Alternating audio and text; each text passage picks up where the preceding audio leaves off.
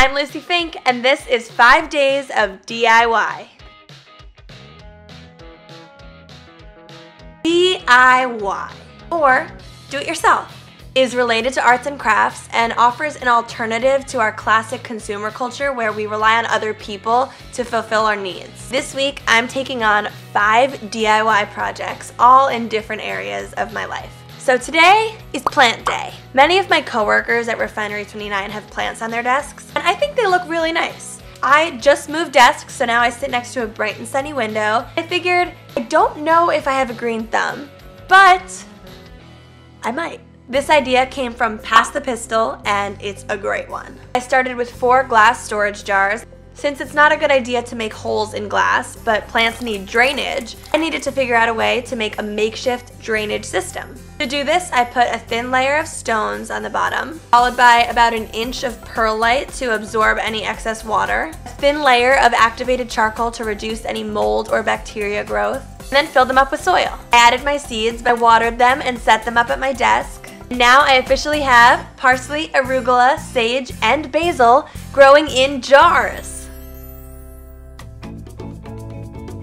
DIY, take 2. I found this next craft idea from Bash Studio and just could not get over how cool they looked. DIY modern placemats. Now let me tell you, I think my parents have placemats just like these that they bought at a store.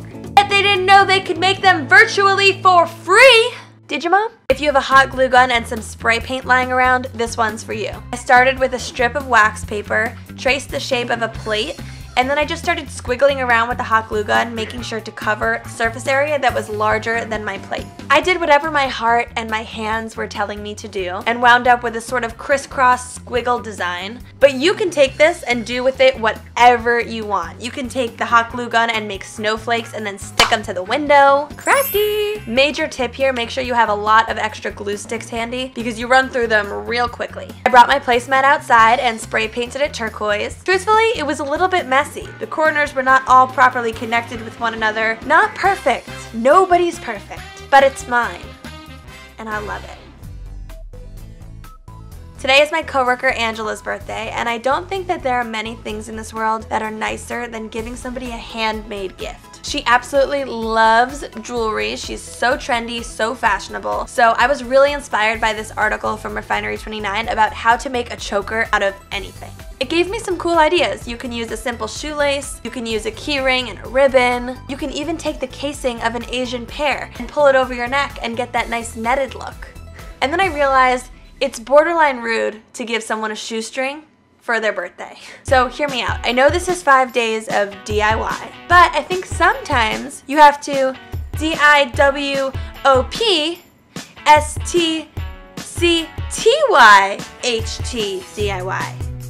right?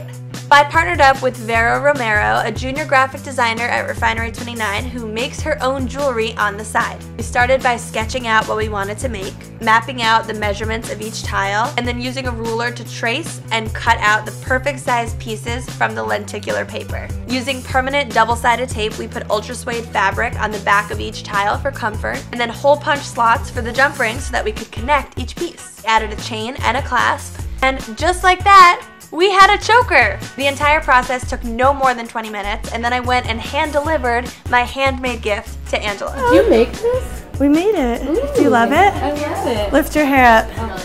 It feels good enough to give somebody a gift that you purchased, but there's a whole new level of satisfaction that comes with giving a gift that you made.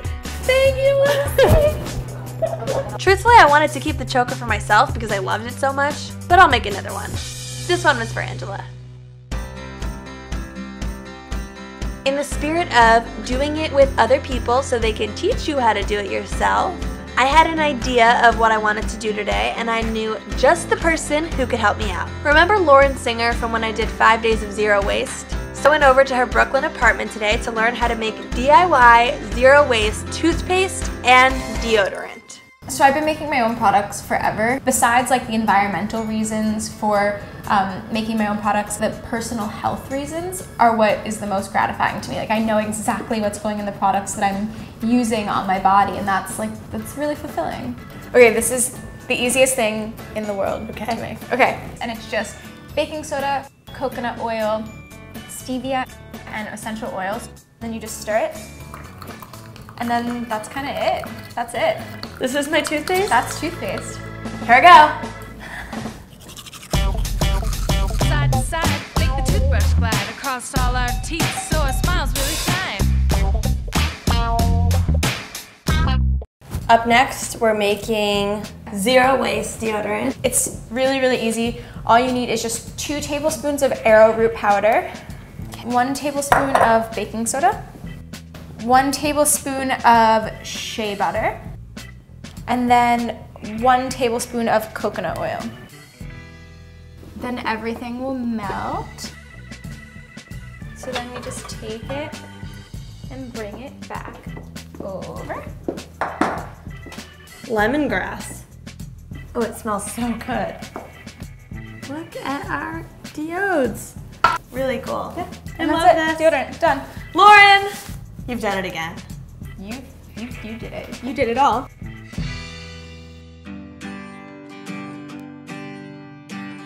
Happy Friday! Rearrange those letters, you've got DIY. We're approaching the holidays and I wanted to give my family a nice gift. And what better gift for an Italian family that loves to cook than some homemade DIY infused olive oils. I got this DIY idea from Lucie's Morsels.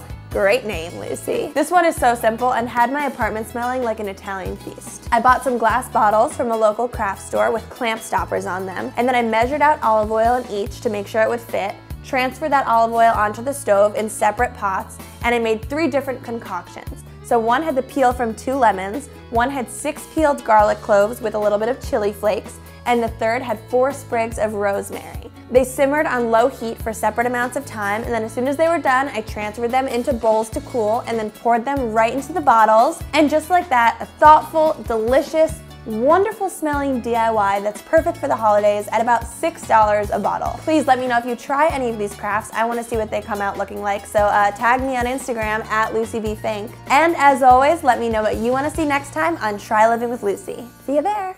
Hey YouTube, it's me, Lucie. Click here to watch another video on Refinery's channel and right here to subscribe to us so you can get notified when we release cool vids.